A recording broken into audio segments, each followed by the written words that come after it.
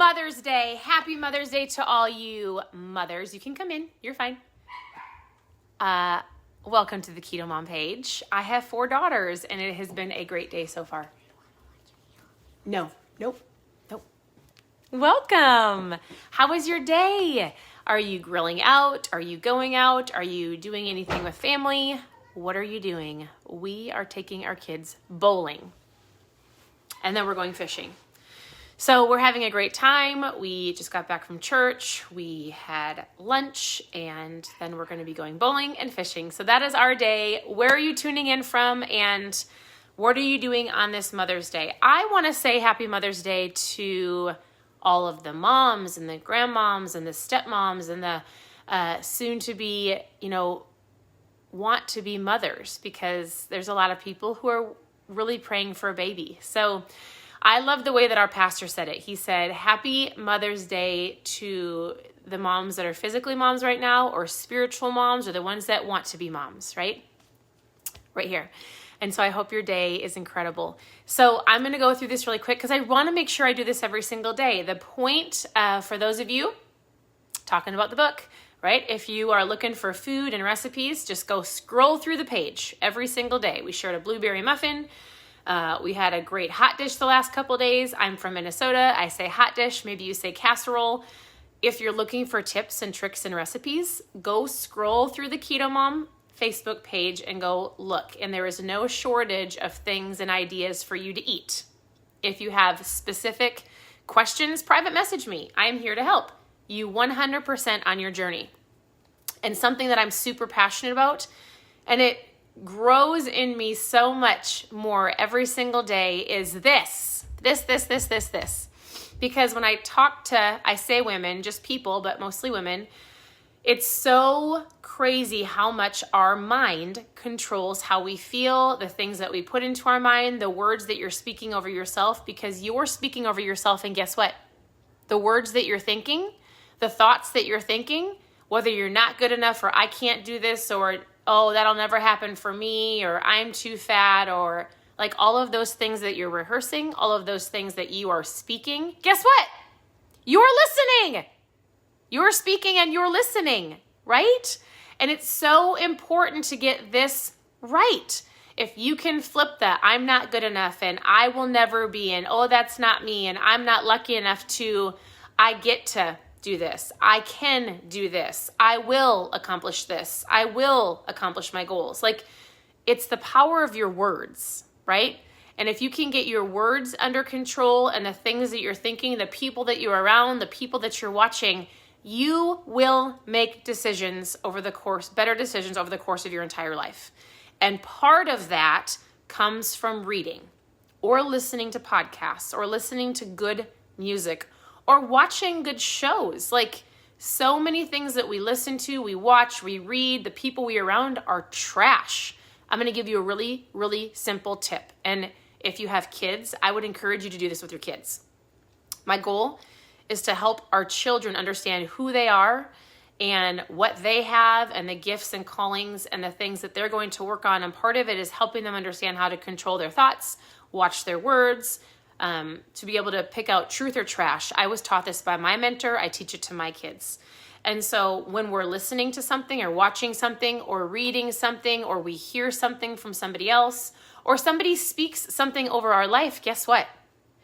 I'll say, oh, no. Was that truth or trash? They just had a movie. They watched the movie Rio yesterday, and they had they were playing the sound. We're leaving, and this is going to be a short video. We're leaving here super soon to go bowling. And a song came on, and I said, whoa, what did he just say? And they said it back, and I said, is that truth or trash?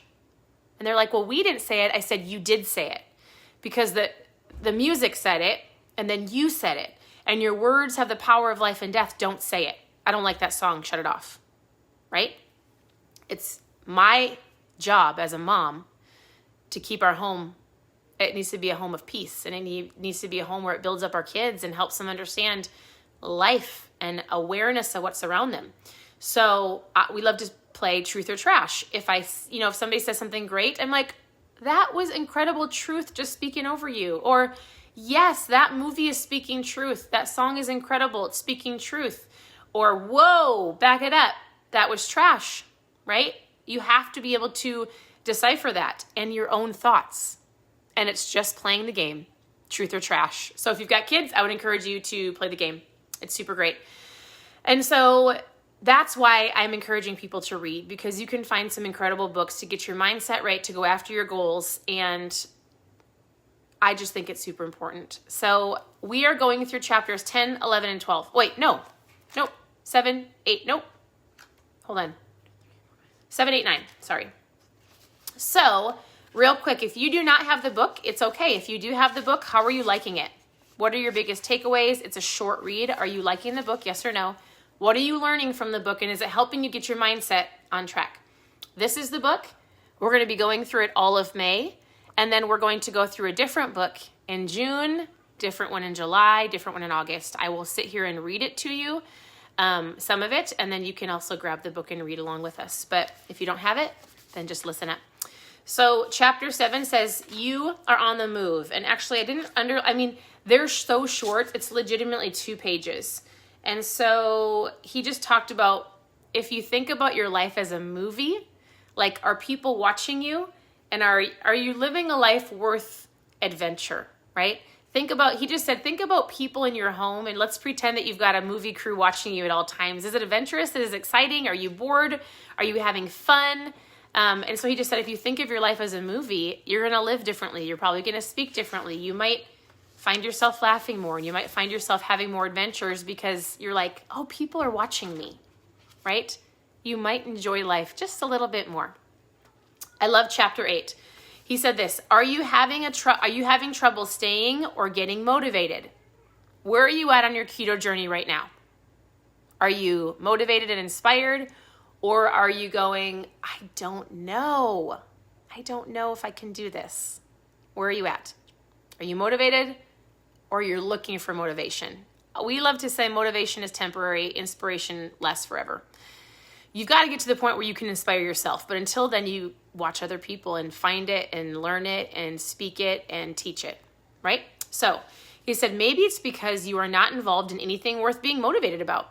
So maybe you've come to this page and you're like, I want to be on the keto diet, but you have no idea why. Sometimes you don't even have a specific reason. Fat loss might not be enough to get you to keep going. You need a bigger why. I want to be healthy for my kids. I want to be a mobile grandma or a grandpa, or I want to be able to go on vacation with my kids and feel good about myself, but also be able to run down the beach or climb the mountain or help babysit my grandkids someday, or whatever your or is, right? So he said, if you are not taking action, it doesn't necessarily mean that you are lazy. It's usually the case of not having a big enough reason why. Why are you here? And what do you want? So he went through and he just said, you want to get really motivated? Attempt the impossible. When friends call you crazy and dismiss your dreams as fantasy, you are on the right track. And I'm going to ask you a question real quick. Has anybody said to you, oh, why are you on that diet? Have you had a friend or a close family member or somebody who's given you grief for eating healthy? Because I've had that before, right? Isn't it interesting how if you go right along with the crowd, and if you're eating the Big Macs and you're drinking the soda and maybe you're eating all the crap, people don't call you on that. I call my friend on it because we mutually will say something to each other, but we've allowed each other to do that. It's our accountability. But isn't it interesting that nobody will walk up to anybody in a fast food restaurant and go, hey, that's really bad for you. But as soon as you decide and make the decision to pursue better, a couple people might come out of the woods and go, what makes you better than me? Oh, you want to get skinny now? Oh, just eat the donut. It's not a big deal. Like, how often have you had somebody try to derail you, right? And I'm going to tell you something. It's not about you. It's not. Like, sometimes people don't want to be called on their own crap. I say crap. I'm so sorry. Sometimes my kids would be like, Mom, sometimes people don't want to be called out because when you're pursuing better, it makes them look inward. And then they go, I need to do that, but I don't want to. It's too hard. No, I like to live my comfortable life. I don't want to be stretched. I don't want to grow, but they're growing. And if they grow and they grow above me, then they might leave me. And so when somebody tries to derail you or gets you off your course or tries to say that you're not worthy, guess what? It's just reflecting on them. So if you don't have a big enough why, it's going to be easy to derail you, right? And so it's super important to know your why and go after the impossible. He says, don't make happiness your destination. You've got to go after that.